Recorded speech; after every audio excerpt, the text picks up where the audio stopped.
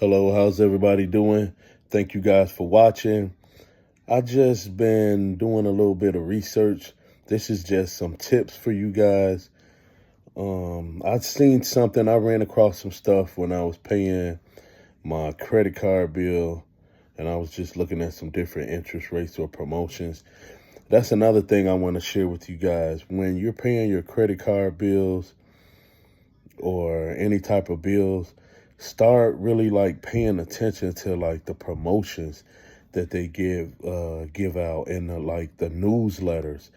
Those things like are really important. That's how a lot of content creators and people get their information about stuff and new data points. So don't just be so quick to delete stuff. And that just really struck me, and I ran across something that I just want to share with you guys. For one, I really like Citibank. I can't remember if I knew this or if I actually didn't know this, but if you do have a Citibank card on the personal side, I know I got a Citibank. My credit limit is 17,000, not too much. But one thing I like about Citibank too is they always send you like checks, and you could cash those checks already in your name. You could cash those checks, and get cash and deposit it into your bank account. So I was just playing along with it, and that $17,000 amount, instead of doing how some credit cards, you only have a certain amount that you could cash advance. Well, with Citibank, this actually lets you change that entire amount on a credit card into a loan, convert it into a loan. And I looked it up and I played around with it. Like I said, mine is 17,000. And it was like for 60 months, I would pay $364 a month, 9.9% APR. For 48 months, I'd pay $435 a month, 9.9 APR. 36 months, I would pay $545, 19 a month, 8.9 APR. And 24 months, I would pay $783.16, 8.9 APR. And at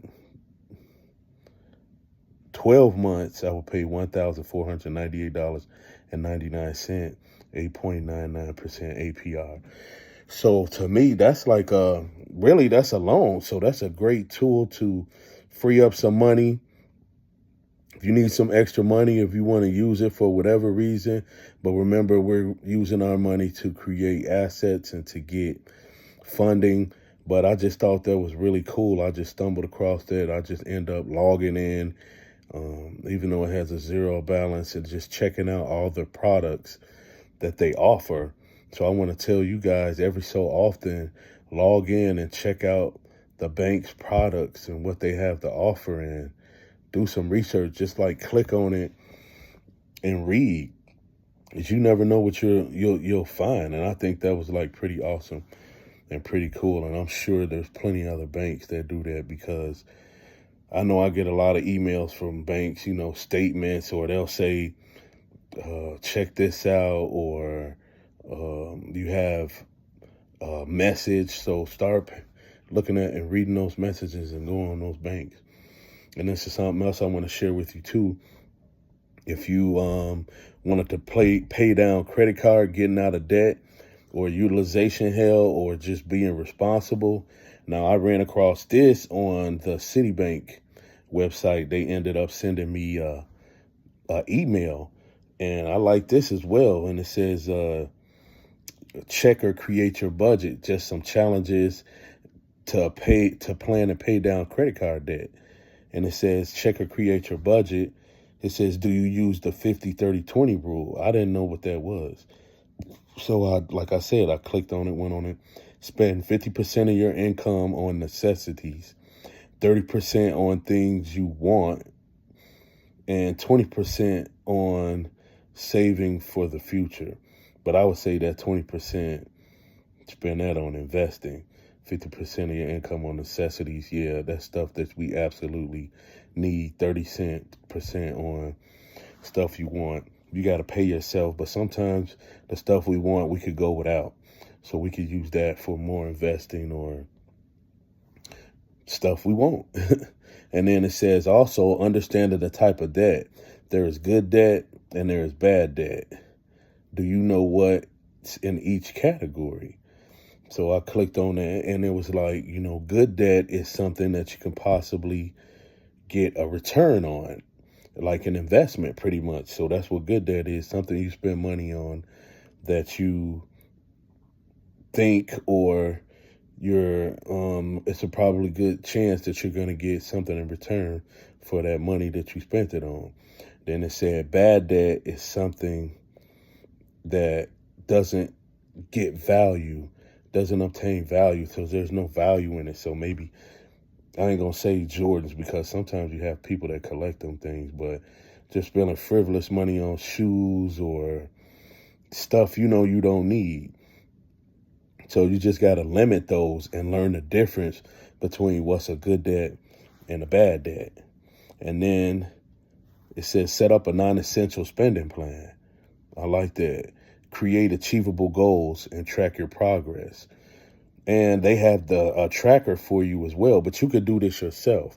As we set goals for ourselves each and every year or each and every month, we write them down and then we go down a checklist and start checking stuff off as each goal is achieved. So you have short-term goals and you have long-term goals. So start writing those goals down, but not just writing it down and forgetting about it, but keep progress of it. So you can stay involved and engaged and active. And once you check down one, it's like an encouraging and motivating thing. It makes you want to move to the next and so on and so on. So that's a great thing, a tracker you could use of theirs, or you could do it on your own. I like this one as well. This is a real good one. Learn your credit card interest rates. Review your monthly card statements to find your credit card interest rates. The annual percentage rate appears on your statement. That's a very, very big one. I'm not even going to lie. Sometimes I don't even pay attention to the interest rate that I have, and we really all should. Or sometimes, when you do a balance transfer, those interest rate and it expires, they give you that 0% interest free for 12 months or 15 months. When it expires, it's important for you to know the interest rate after it expires and learn the interest rates, because every bank is different. Because sometimes that rollover transfer amount, it'll be interest on top of that plus like another interest, and the same thing as well as if you get a cash advance. So start paying attention to your statement, start setting goals, and don't spend money on things that really not going to give you a return on investment. I mean, yeah, once in a while, you treat yourself, don't cheat yourself, take care of yourself as well. But the main objective is to get a return on your investment.